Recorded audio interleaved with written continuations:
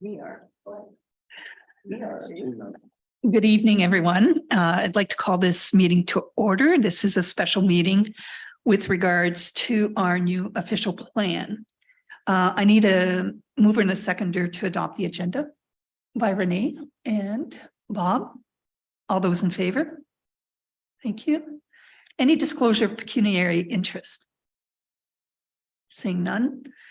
We'll move on to the public hearing. So this evening is a public hearing scheduled for our new official plan.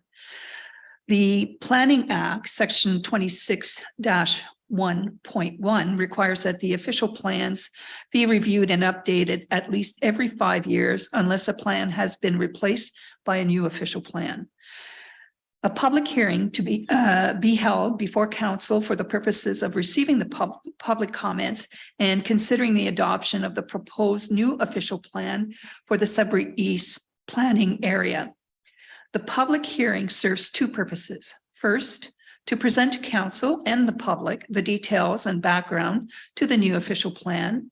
And second, to receive comments from the public and agencies before council decision is made. Ms. Vero and Monsieur Dumont will provide a presentation of the new official plan. From there, the public or council will then have the opportunity to ask questions. Council will consider the adoption of the proposed new plan for the Sudbury East planning area for the municipality of French River. Monsieur Dumont, would you please advise how the public notice was provided?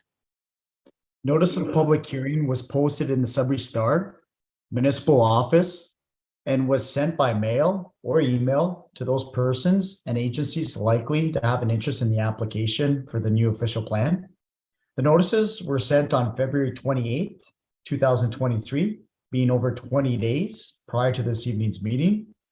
Included with the notice was an explanation of the purpose and effect of the new official plan and the Planning Act requirements. I now declare this portion of the hearing to be a public hearing to deal with the new official plan, Sudbury East planning area for the municipality of French River. Ms. Vero and Monsieur Dumont, will you please summarize the purpose and effect of the proposed new official plan and provide any additional information and correspondence relevant to this process? Thank you, Your Worship. I just want to just provide a brief introduction to everyone with council. So this evening we have Sarah, who's participating. She's a senior planner and associate for JL Richards. So back in 2018, the Sudbury East Planning Board awarded the contract to JL Richards. And Sarah has been championing the process along with the Sudbury East Planning Board for the past 5 years. So I just wanted to give a brief introduction there. So for tonight, Sarah has a presentation summarizing where we are now over the last 5 years. So we have a brief presentation on that, and we also have some information that was shared just in a memo from all the public consultations that we've received throughout the 5 years, have been highlighted, time-stamped, and referred to the input that we received through this process. So I just wanted to share the memorandum that also ties in together with the presentation tonight. With that said, I'll allow Sarah to go forward with the presentation. So thank you very much, Matthew, and thank you to members of council. Can you hear me okay on your end? Yes, not a problem. Okay, perfect. Thank you. I do have a little presentation, so I'm going to see if I can share my screen here. Good. It's all enabled, so perfect. I'll bring that up. All right. I'm just going to change the view. And here we go. Okay. There. Are you able to see the presentation as well? Yes. Okay. We're fine. Thank you. Right. So we're here tonight to provide an update on the official plan. We're here kind of at the end of the process or getting close to it. So we're excited about that. As Matthew mentioned, we started this back in 2018. So with previous council, though I know several members of council tonight have carried over. So thank you for being with us for this process. So just very briefly, we're going to talk about what an official plan is, the process that we've taken over the last few years to get here tonight, some of the key changes that are in the official plan document that is before council for consideration of adoption, and then the purpose of the public meeting. And then finally, once public input and council input has been received, I'll just touch briefly on next steps.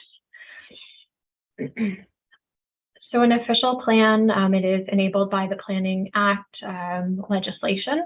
The process itself does include several opportunities for public input, as Matthew was saying. So visioning, stakeholder input over the last few years, open houses, and this public meeting tonight as well. It's a policy document that guides land use throughout the planning area. And it's going to set out kind of generally where different types of land uses can occur. So where residential land use, commercial, industrial can occur, what is appropriate in the waterfront and the rural areas, what that development is going to be shaped like in terms of densities and sizes. And as well, the document protects various provincial interests, so natural resources, natural heritage elements, floodplains, those kinds of things. The document as well is going to provide a framework for your next implementing tools. So it will provide a framework for your zoning bylaw and updates that would need to come after the official plan. Community improvement plans are enabled through the official plan, as well as site plan control. This plan is to be considered and adopted locally by the Sudbury East Planning Board, as well as each of the 4 member municipalities. And then that adopted plan gets sent to the province for review and approval. So this is the process that we took to get here tonight. So at the beginning, there were several consultation sessions, kickoff meetings in each of the municipalities. And from that, you can see some of the poster boards on the screen here with receiving input in various municipalities. We assembled a background paper and a discussion paper on 3 themes. From that, we also had community visioning sessions. We had a pre-consultation meeting with the ministry, who, as I mentioned, the province is the approval authority. From there, we were able to take, again, the input received, kind of create some directions and recommendations, and then bring forward a draft official plan. With that draft, we then had public open houses in the fall of last year. There are a few revisions and tweaks made from the input at those open houses, and then we're here tonight before you with the final plan.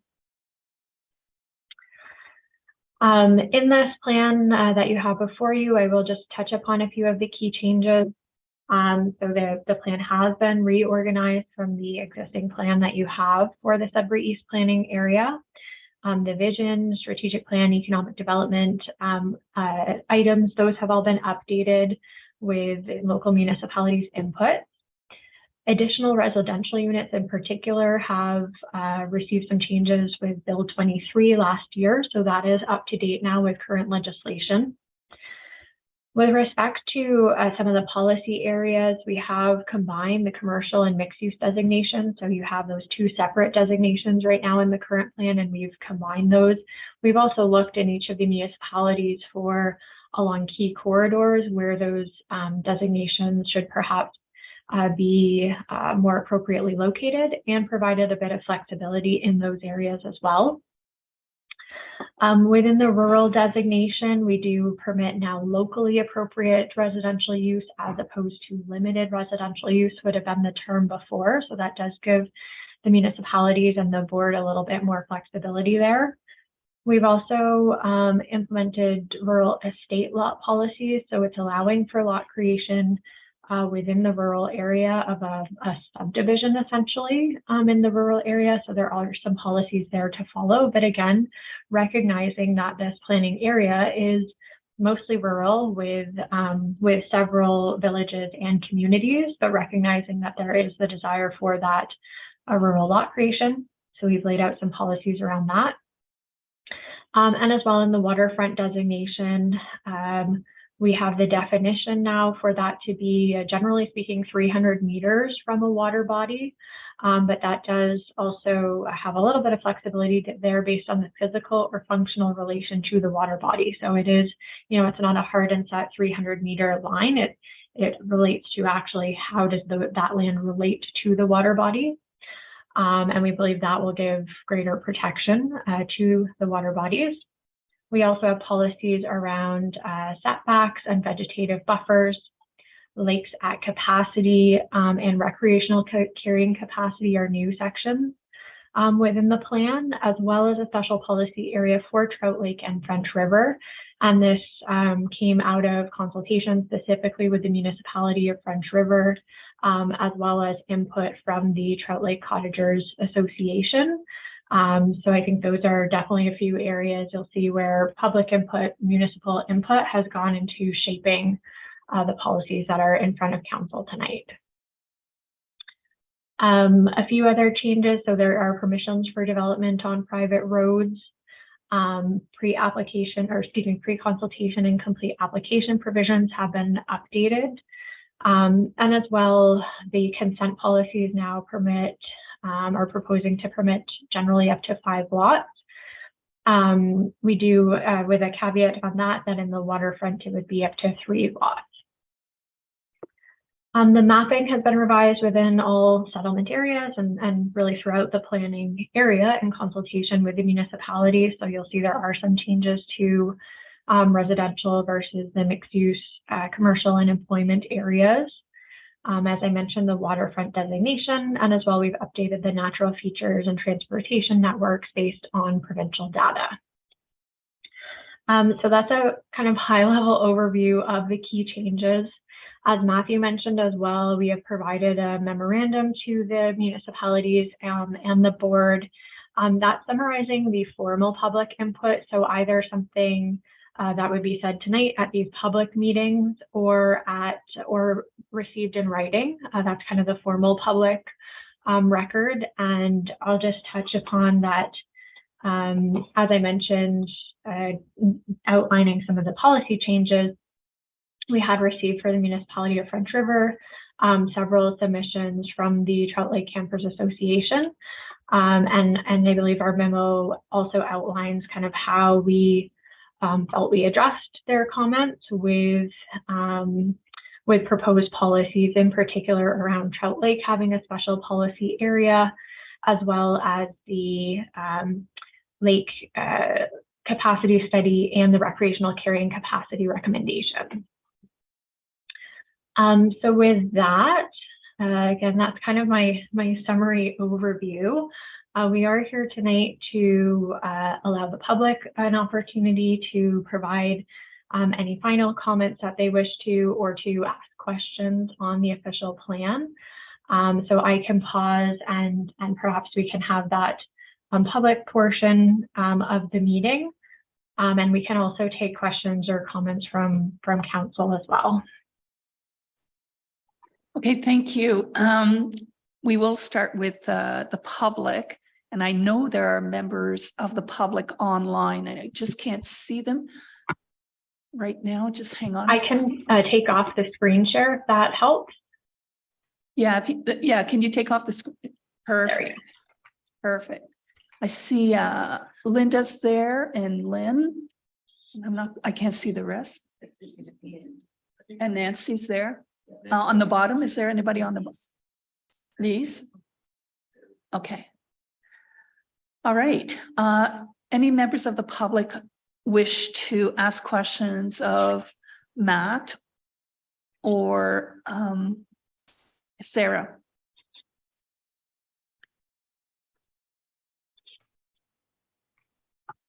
Linda, did you have any questions, or Lise? Or... Yes, I have one main question. Sure. As you know, Campers Association has been discussing with council and the planning board the issue of park model trailers for the past 3 years while this has been ongoing.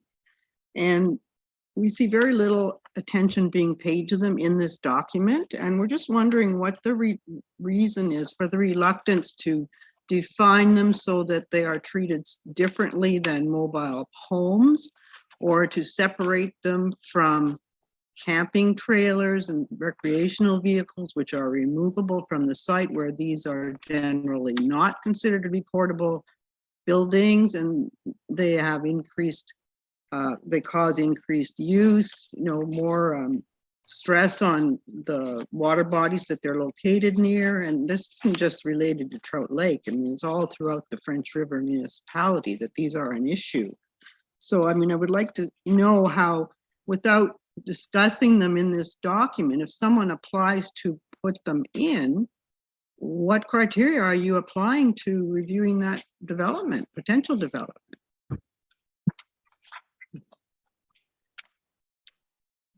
So I can start there. Obviously, if it's on the waterfront, then the policies of the waterfront area are going to apply.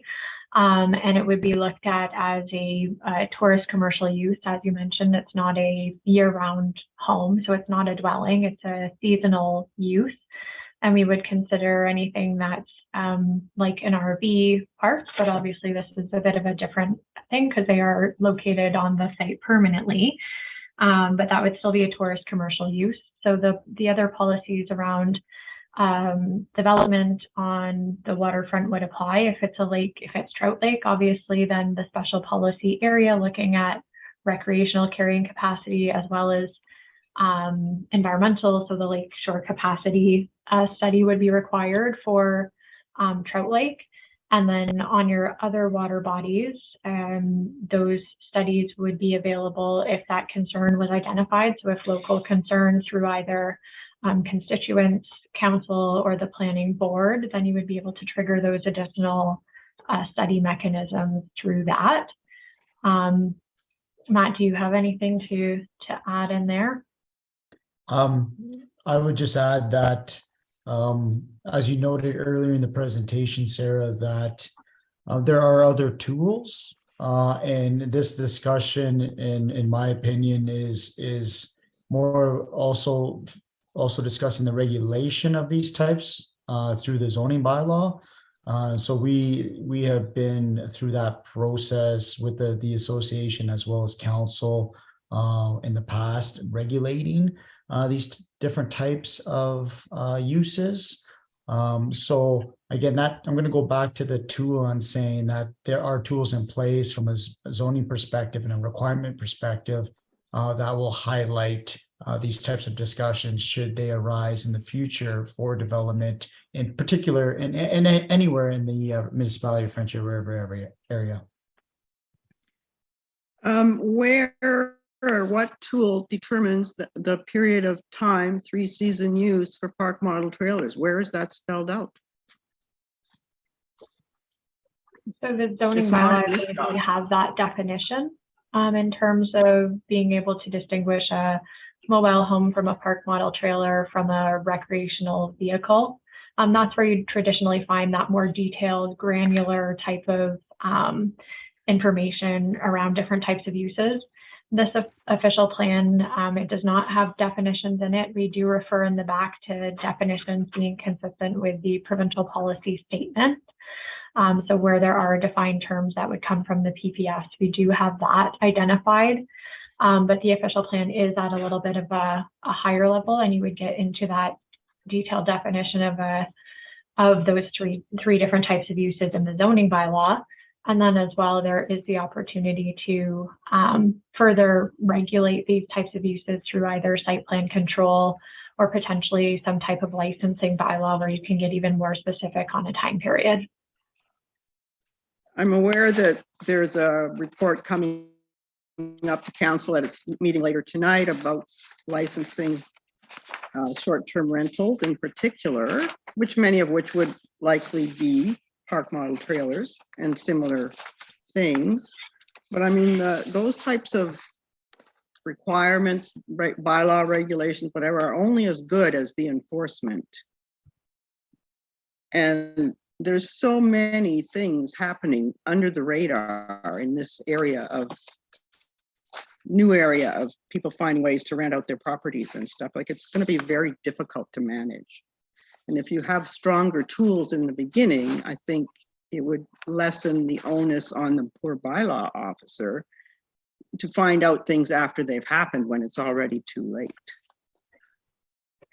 Yeah. Just on that note, we do have the stronger tools. And for example, so again, the first official plan was in 2003. And then it was updated. It wasn't a new official plan. It was updated in 2010. Pretty much like a cookie cutter document based on the extensive work that we've done over the last 5 years, looking back at that. And as Sarah noted, this is a reorganized document from start to finish. And going back to the provincial legislation here, so some new information that we have now short-term rentals in the official plan that never existed before. So that's a great asset to have and ties back into the provincial legislation, but then ties into what you noted earlier on the presentation on short-term rentals. And these tools are site plan, these tools are licensing, these tools are sub-redistrict health unit.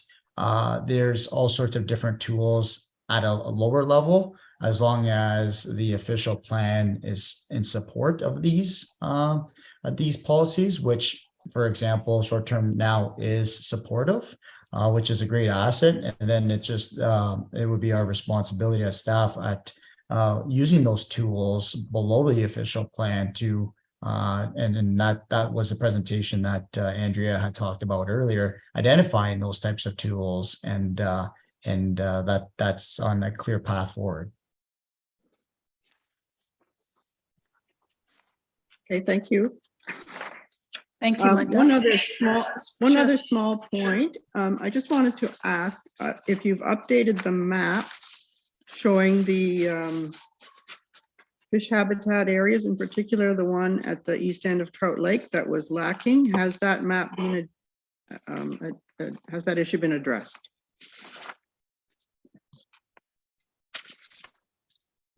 Right. So are you talking about? Sorry, are you talking about your looking back at your comments on February 23? You'd submitted on February 23 item number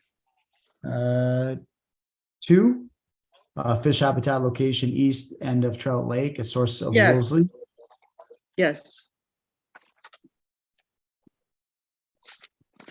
So I don't believe so. Answer. I'm just looking at the map here. The data that we are using is coming from the province. So anything that is shown here is from the provincial data. We have been asking the province for 4 years to get this info to you and get it put on the map. Is there any chance you could reach out to them and get this done? I mean, it's a well-documented pickerel spawning area and it's not on the map. I do appreciate, Linda, your concern with respect to that point. We have extensively, Sarah and I, behind the scenes for the last 5 years, with correspondence asking the province for this data, and we've done everything in our power to receive what we have to be in conformity with that. So we've exhausted everything at our end, and so this is the most updated, and it conforms to the provincial legislation from the province. So with that said, I do note that it's your understanding and personal observation. I do appreciate that and your concern, and I will take that for consideration when there are plan development applications in the future. However, with the mapping, particularly for that area, again, I'm going to just reinforce the fact that we have gotten everything that we can from the province to make this as the most accurate document to this date today. Well, I would just like it on record that obviously it's not accurate because this is being missed. You're aware of it, we're aware of it, and MNR is aware of it in the fact that they send conservation officers to monitor the pickerel spawning there every year and to capture the fish, to get the spawn and the roe, etc., for future fish planting operations. So it's not that they don't know about it. it's there. They watch it every spring. So I just want it on record that everybody knows it's there and it needs to be protected. Yeah, so we can certainly mention that back to our contacts at MNRF. The province, as I mentioned, they are the approval authority for official plans. So essentially what happens is once the plan gets adopted by the member municipalities and the board, it does get packaged up and sent to the province, and through the province's review and approval, once again, all of their partner ministries get together, look at it, make sure their information is included, make sure their policies in terms of their interests are covered off, and the province has the opportunity to either approve it as is. I guess they could not approve it as well, or they could approve with modifications. So certainly with that comment, they could look at approving it with a modification indicating this area, if the province is inclined to include it. The other option is if locally you want to note that it is significant kind of through local knowledge, as opposed to what we're showing right now on the map, which is the provincial database. That is an option for council. If you want to decide to include that area on the map, we could look at that as well. Okay, thank you. Thank you, Linda. Are there any other questions or comments from members of the public? I just wanted to note that I am here with my husband, Mike, and we're listening, but Linda has covered the points that I intended to bring up. So thank you, Linda. And thank you, Lise. Are there any questions from members of council? Any questions? Seeing none, then there are, I then declare this public hearing to be concluded. It's now in order for council members to make a motion and for council to consider this new official plan. And so, Councillor Bob. For clarification again, Sure. and having talked a little bit beforehand, when is our deadline, Madam Clerk, or I don't know what to call you anymore, for passing this, accepting this? Through you, Madam Chair, I think that would be a question maybe to Sarah. So council is asking what the deadline is for the adoption of the new official plan. I'm not sure if you have an answer for that, or Matt. Because I believe some of us would like a further 2 weeks to study the document, to review it, and to compare with the old document.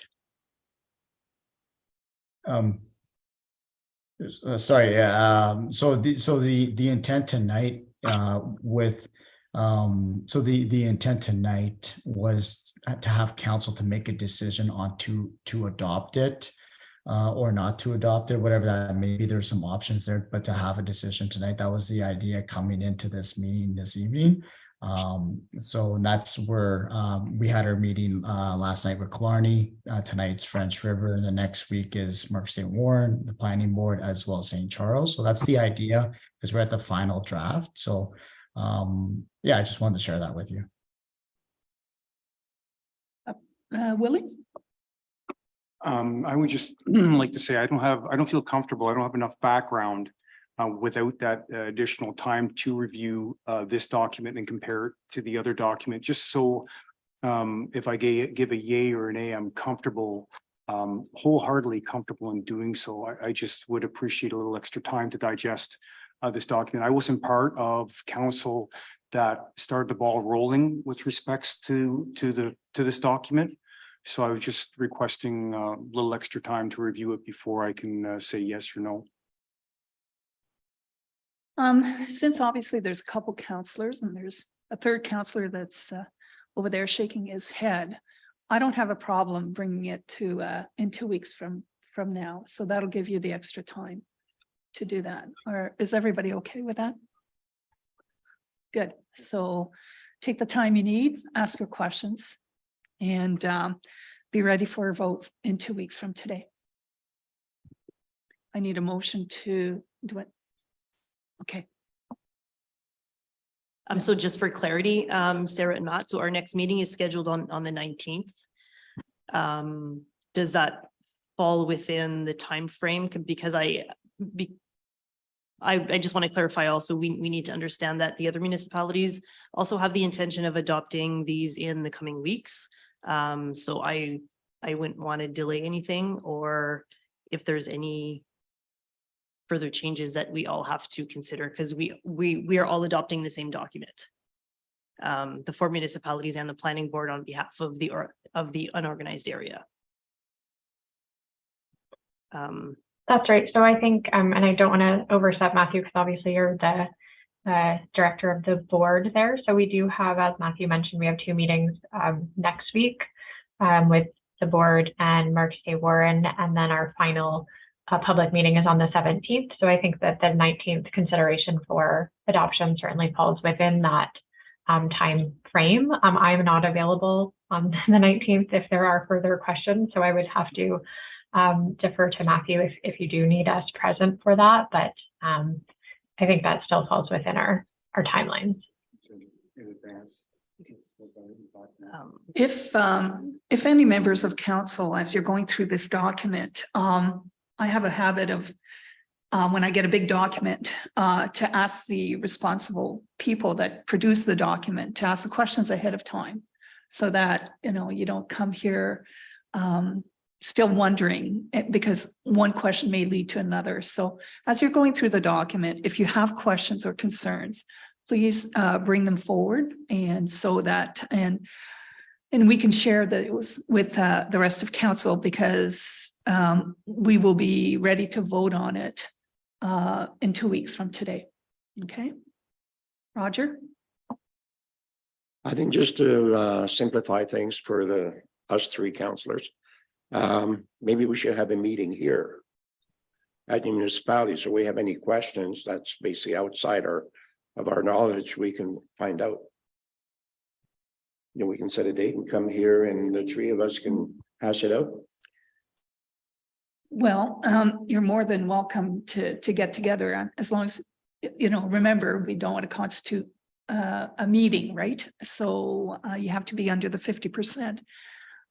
Certainly, I'm sure Mel is available. I'm sure Matthew will make himself available if you have any questions. But certainly take the time to, if you need to get together, a couple of you or a few of you, please do so. But be ready for in 2 weeks from today. Okay. Also, maybe just to mention that the other presentations are all public.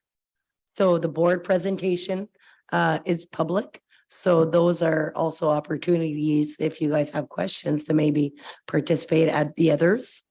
Because even though it's not regarding French River, it's still regarding the official plan, right? So next Thursday is the board meeting for the planning board, Matt? That's correct. So In March. in terms of process, the same thing's going to happen on Thursday of next week. And the reason for that is, so Sarah will be also there virtual.